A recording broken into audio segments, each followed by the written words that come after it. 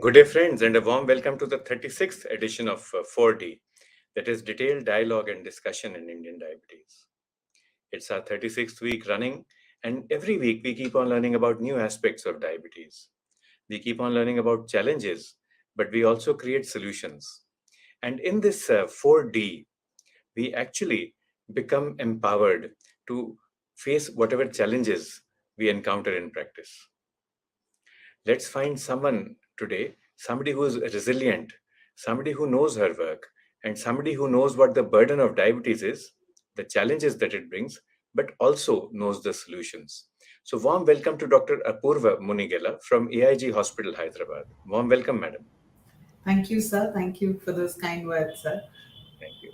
Madam is an undergraduate student from Chennai and a postgraduate in internal medicine from Hyderabad. And her main focus is metabolic medicine, diabetes.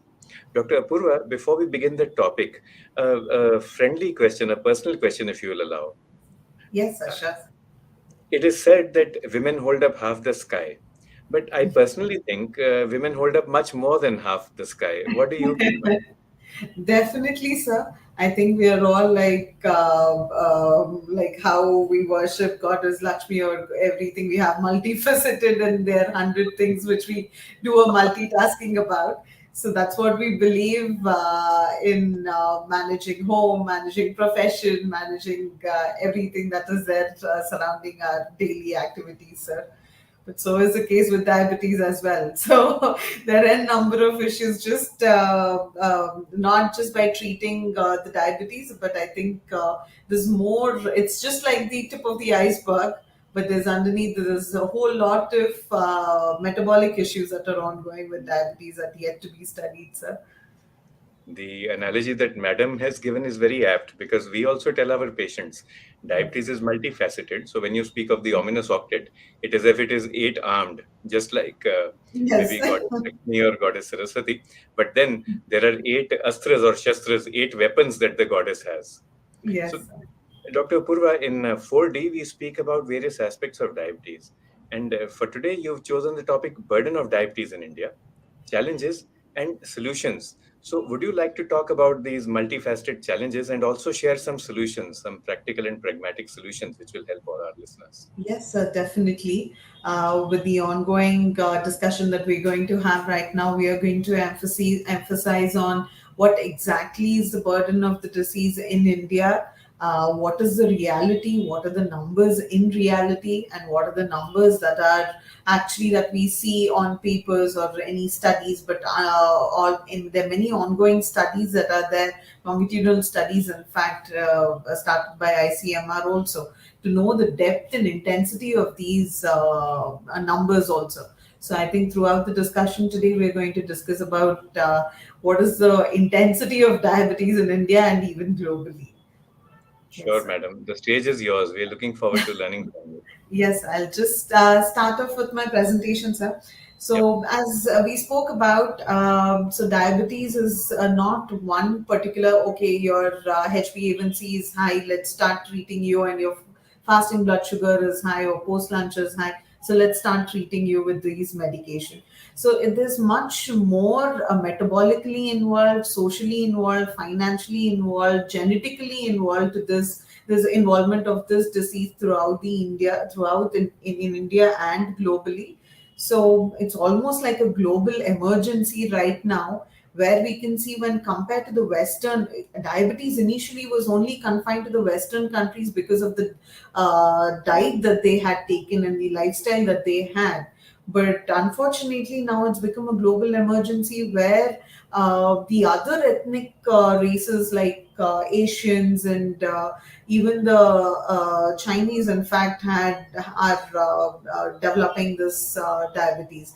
Diabetes is not something, as we know, type 1, yes, there can be a genetic predisposition, but type 2, which is constituting about 80% of the diabetes cases in worldwide, in the whole world, globally right now, is only the type 2 diabetes, and it's all because of the lifestyle, because of the unhealthy eating habits and the lifestyle changes and the more sedentary lifestyle that and to pretty much sum up, it's because of the urbanization of the population also is causing these metabolic disorders, I would say. So, in fact, all the developing countries, including India, are facing these challenges. So, main factor, I would say, obesity or decreased lower metabolism can be because of hypothyroid issues or pre-diabetic conditions, and because of all these metabolic conditions or the metabolic syndrome per se, there are a higher number of people who are more predisposed to this condition, and which they are not aware of, that even the government has very few screening programs in place to identify such population.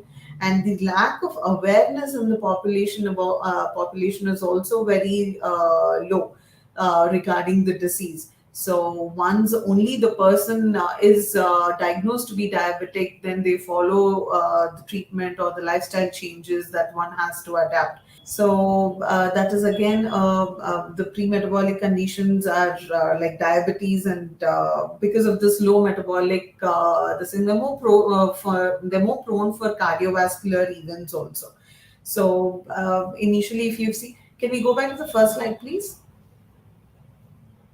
So, almost in India, the statistics, if we can take a look, almost 90 million adults are living with diabetes, and almost 1 in 2 adults are diagnosed with 1 in 11 adults are diagnosed with diabetes. And most of these conditions, about 53% adults are still underdiagnosed of this condition. And compared to China, I think next in line is India to become the global capital of diabetes as well.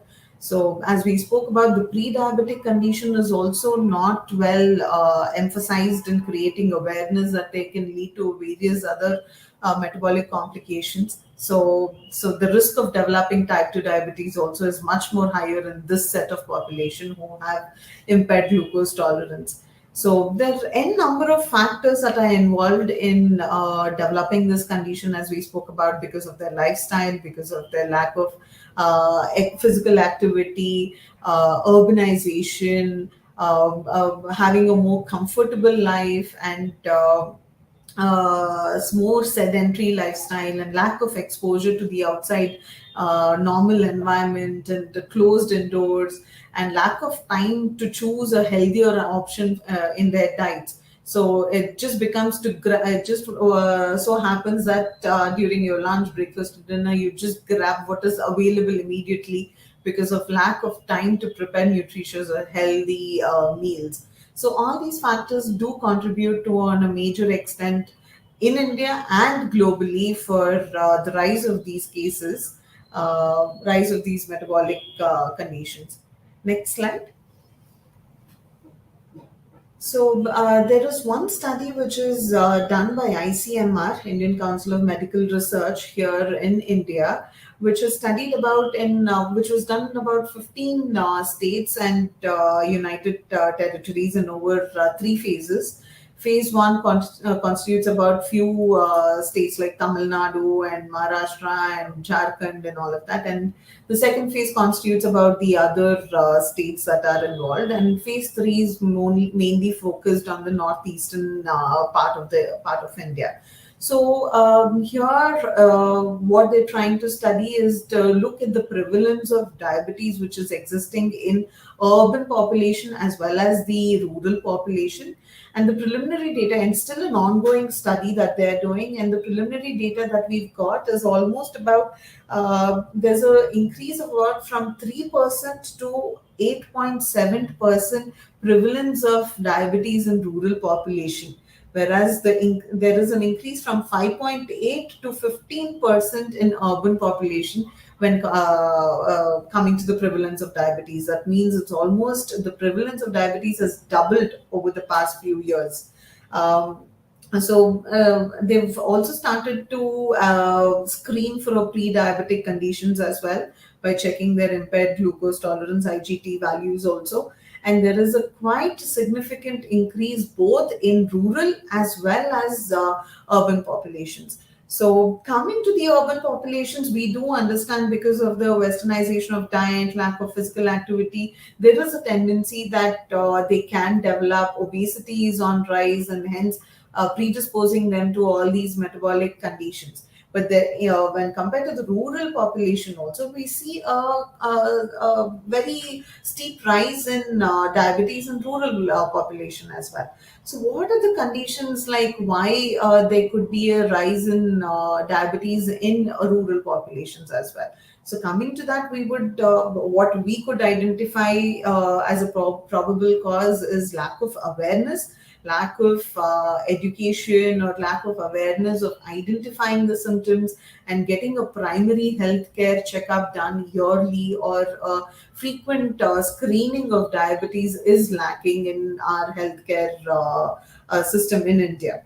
So these two, and again, adulteration of food, and the quality and healthy, nutritious food is lacking, and because of the rapid development and urbanization. So I would say the quality of food that is available even in the lower socioeconomic status patients is also almost on the lower side. So availability of processed, packaged, and preserved food is much more higher, and is coming at a lower expense when compared to the healthier diet as well. So either the natural food or the healthier food or the organic food is much more expensive than what you normally usually get. So these could be the probable factors on why there is a rapid increase in diabetes in rural population also. Next slide, please. So, as we spoke about, what are the challenges that we face is mainly because of the reduction in physical activity. There is increased availability of processed foods and aging population. So, once because of the availability of a good healthcare system in the urban areas, there is a lot more aging population that we can see, which is prevalent in our society right now. And the biggest factor that we can see is the obesity. Obesity is the stepping stone, or the main the thing for every other metabolic conditions, I would say. And the perception of diabetes, the awareness of diabetes, so is lacking, or the population is not aware of the diabetic conditions, and the screening of diabetes and acceptance of having diabetes is also much more lower in the society. So these challenges have to be overcome for us to fight this global emergency of diabetes and to prevent it predominantly. So all these issues, they significantly contribute to delayed presentation, or there could be a misdiagnosis or underdiagnosis, and which increases the burden of this disease in India. Next slide, please. So, as we spoke about, there was one study which was published in Lancet in 2017, that prevalence of diabetes almost doubled in urban areas compared to the rural areas. That's what we spoke. Again, because of the diets that are available, the quality of food that is available, lack of physical activity, more of sedentary lifestyle, all could contribute to the effectiveness of the prevalence of diabetes in these areas. Rural areas, I would want to emphasize another point is the increased economic burden because of be it consultation, be it hospital visit, be it the medications.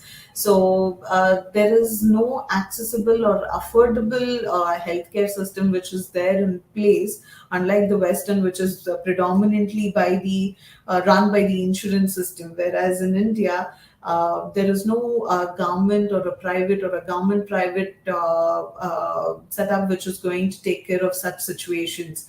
So the affordability in accessing good healthcare has been one of the other important factor on why we are not able to identify these patients early and try to prevent them from becoming diabetic. And again, because of the increasing availability of fast and relatively cheap food in the recent years, the poor diets are mainly accessible to a number of people than the healthy diet. Next slide, please. Yes, as we spoke about the cost of the diabetes care in terms of screening, hospital visits, or monitoring and getting a 3 months checkup done, monitoring their sugar levels and the medication price per se, everything adds on to a huge economic burden for a person with a low socioeconomic status. So there should be policies in place which can take care of these kind of situations and improve the healthcare system, and accessibility to the primary healthcare system should be much more better, and should be the outreach programs from the government, or it could be private public sorry government public private partnership programs that can come in place, where the accessibility to healthcare system is much more affordable and much which is more improved. Next slide, please. Yeah.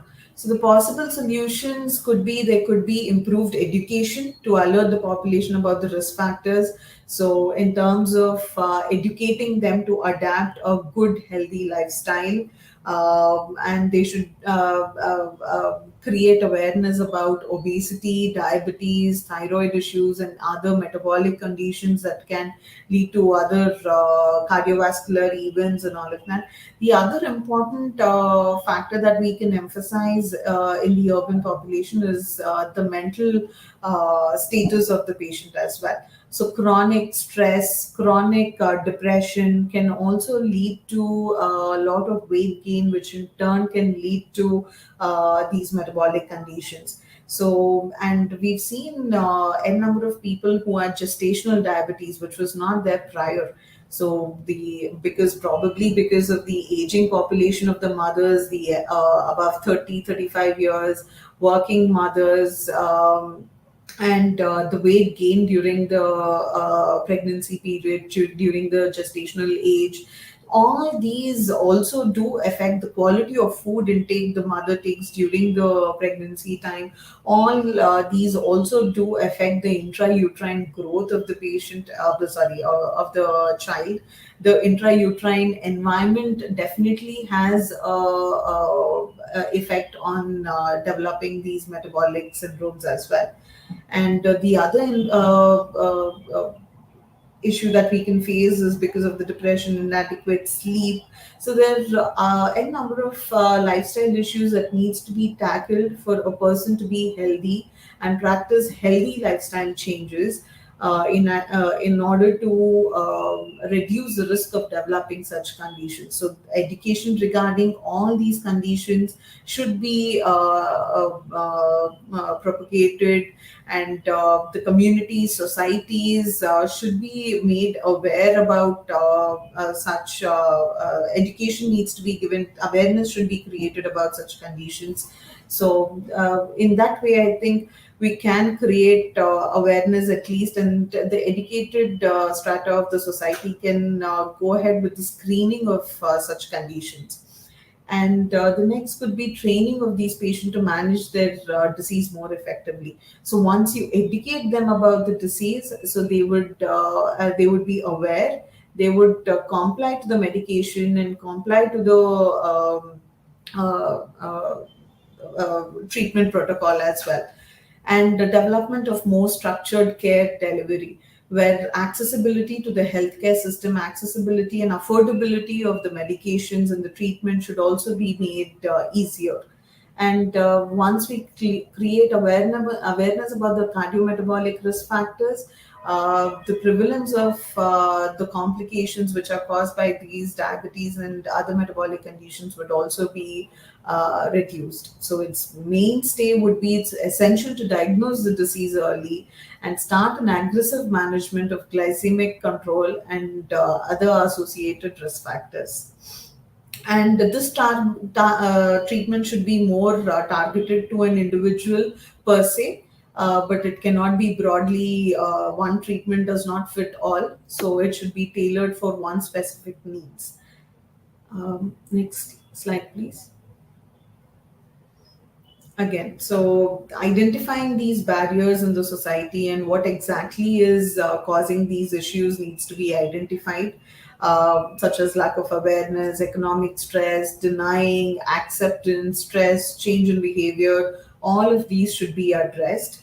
And even the rural barriers, such as illiteracy, poverty, different socio-economic strata, and multilingual population, cultural and religious and custom superstition should also be addressed, and barriers relating to the medical profession. So there should be good medical personnel at a primary health care who are aware and are capable of treating such conditions, and who can identify and prevent from progression of these diseases is also much more important. So there should be good trained paramedics and a good team of doctors who can manage diabetes at a primary healthcare system level. Next slide, please.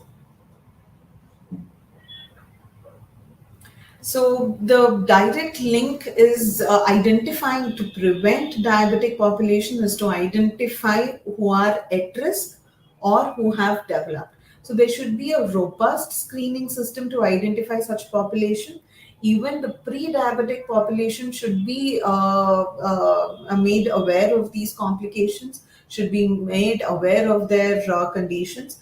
So the pre-diabetic condition as well is also on the rise because of, as we spoke about, these lifestyle changes. So definitely the mainstay is to stop these pre-diabetic at risk population to become into overt, to prevent them into becoming diabetic. The first step is to provocate a good lifestyle modifications, which is a minimum of more than 180 minutes of physical activity per week, and a calorie restricted diet, about 1200 to 1800 kilocalories per day.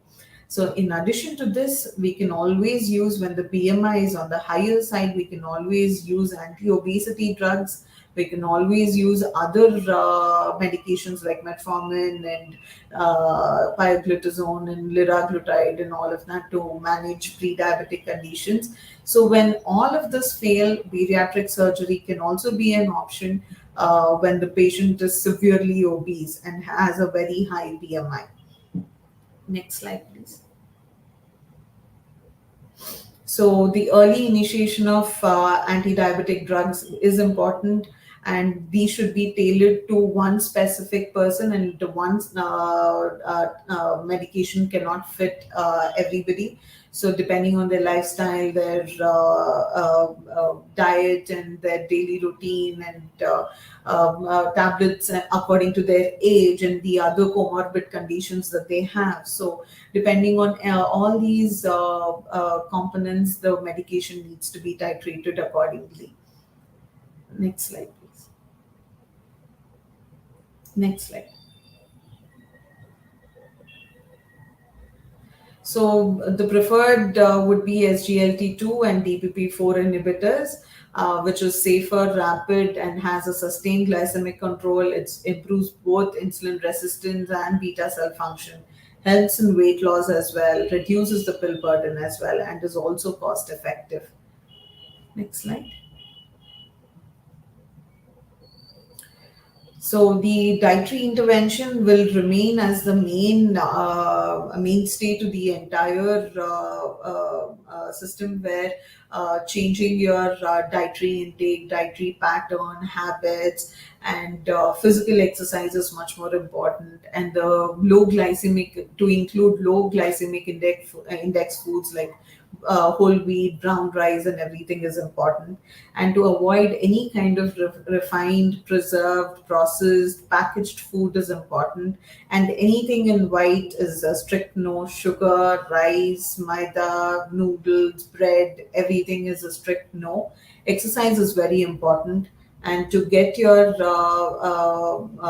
blood screening for diabetes and detecting a pre-diabetic condition and early detection of these metabolic conditions is really very important. So, to conclude, I would say what are the issues that we are facing right now is because we don't have a good surveillance system. We don't have a program which is in place to create awareness, and basic prevention and management at a PHC level is lacking, and the affordability of good healthcare system is also, and accessibility and affordability of healthcare is also lacking in India. Probably because of all these factors, I think we can see there is an increase in these diabetic conditions. So, the other solutions, what we can come up to tackle all these issues would be, first and foremost, would be our lifestyle, good physical exercise and diet, early detection, as in there should be good screening programs to detect the pre-diabetic condition and the diabetes per se, and there should be food policies saying that how smoking and alcohol, how we have on a pack of cigarettes that there is a person with cancer or some malignancy which is depicted. I think there should be food policies in place where accessibility, availability, and affordability of healthy, nutritious food should be made easily available. And there should be also policies where the government has to take up in terms of creating more public parks and walking tracks, or for cycling, and to encourage some outdoor activities and physical activities as well. So, and to put a check on all adulteration of foods as well. So once these policies are in place, and if we can educate the population and screen them early, I think we can try to control the progression of this disease. Thank you, madam. Very well put. And the take home messages that you have shared with us, they are very Yeah. important. Good lifestyle, exercise, and diet, and availability, affordability of the diet for everyone, Yes. then early detection. Yes. Madam, a question coming from the audience is, you're speaking of diabetes, you're speaking of obesity, but even today in modern India, we continue to have an unacceptably high prevalence of adult malnutrition. In Yes. Adilabad district, for example, which is not so far away from Hyderabad, Yes. the prevalence of adult malnutrition is up to 33%. So, Correct. uh, what message would you have for us as clinicians? Will diabetes occur only in obese and overweight people, or can it also occur at a higher rate in malnourished people? It can, sir. So, because what accounts for is the visceral obesity also. Malnutrition per se has two spectrums. One could be underweight, undernourished, and overnourished, overweight people as well.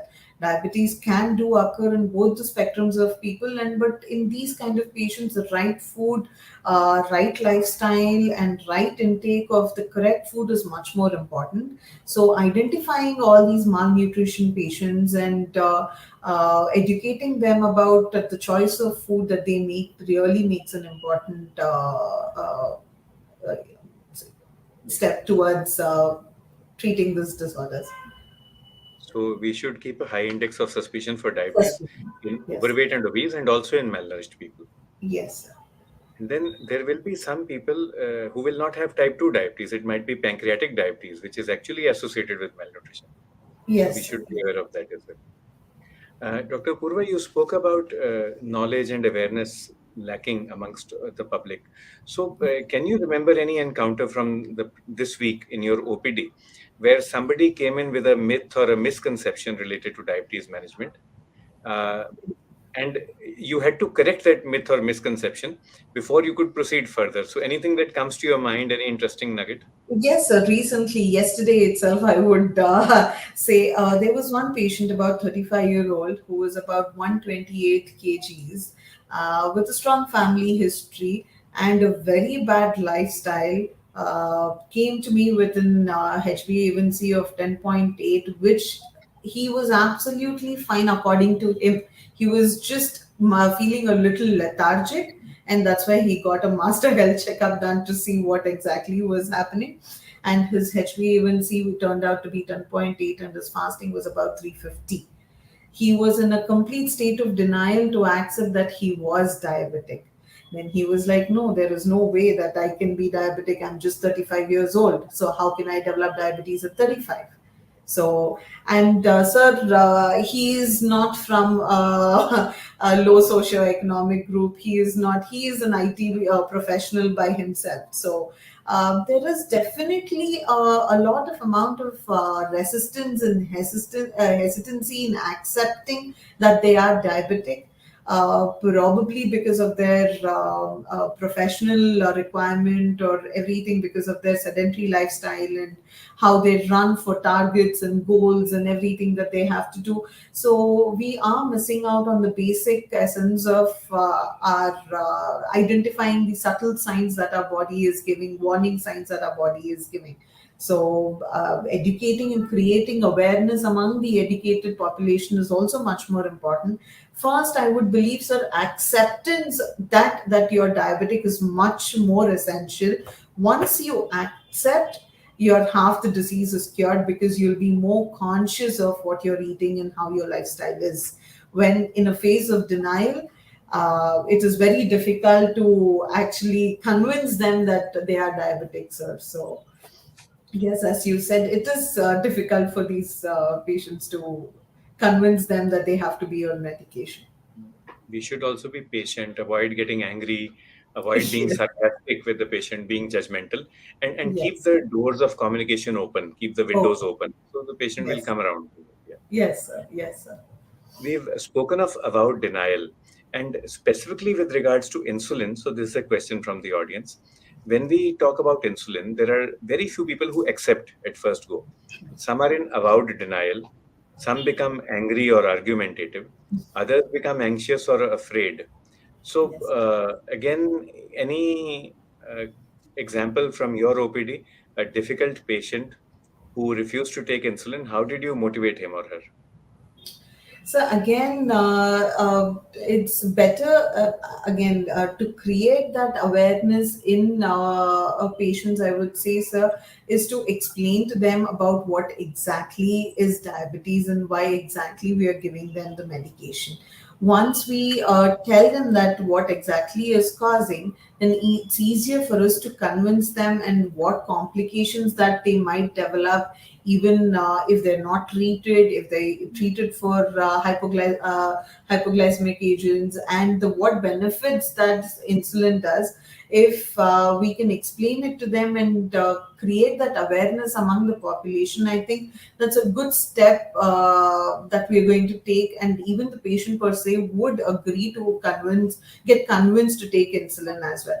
I think the main this thing that I would feel, sir, is because of the injections. The phobia of taking an injection every day is a little worrisome in most of the patients, mainly the elderly population above 50. But once you convince them about the newer technologies, newer insulin delivering systems that are in place, and how effective they are, and how less painful and less complicated they are, they do get convinced, sir. So again, just patience, and you just keep the communication open. Don't shut the doors on them. Yes, sir. Two more questions, madam, if you allow. Yes, sir. There is a question about resource husbandry. You've spoken about how expensive the treatment of diabetes is. So within this, there are two questions. How do you explain to the patient that diabetes management is much, much more economical as compared to the management of diabetes complications? And while you are doing that, the second question is resource husbandry. Can you share any tips, any tricks from your practice, how you are able to minimize unnecessary expenses during diabetes treatment? Yes, sir. So, as we know, there could be micro and macrovascular complications also associated with diabetes. So, which again lead to a lot of mortality, morbidity, increased hospitalizations, decreased life expectancy, increased economic burden in terms of frequent hospitalizations and the infections that they have to that they might develop if the diabetes is not under control. So once we explain to the patients about the possible complications that diabetes per se can cause if not treated and not under control, So definitely, I think in every household there is a patient who is diabetic, and there is an elderly person who is already there in the family, where the family has seen the complications that elderly person is going through because of uncontrolled diabetes. So these family members do become an example to the younger population as well in the family. So they try to avoid such complications and hospitalizations and all of that. So there are many people that many patients that I have seen per se, because probably a grandmother or grandfather is admitted for diabetes and the diabetes related complications, whereas the entire family wants to get checked and screened for diabetes, be it a teenager to till below 50 population also. So creating such kind of awareness is important. So by once the diabetes is under control, we can reduce the number of complications that are caused. So once we reduce the complications, I think indirectly the economic burden is also reduced.